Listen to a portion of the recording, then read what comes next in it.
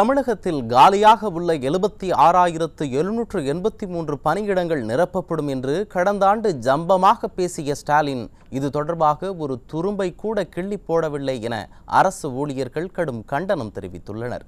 இது இப்போது பார்க்கலாம்.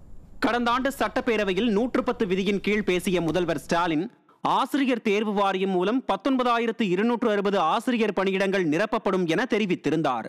அத்துடன் தமிழ்நாடு அரசு பணியாளர் தேர்வாணையம் மூலம் 17,595 பணியிடங்களும், மருத்துவ பணியாளர் தேர்வு வாரியம் மூலம் 3,041 பணியிடங்களும், தமிழ்நாடு சீருடை பணியாளர் தேர்வு வாரியம் மூலம் 6,668 பணியிடங்களும் நிரப்பப்படும் என தெரிவித்திருந்தார்.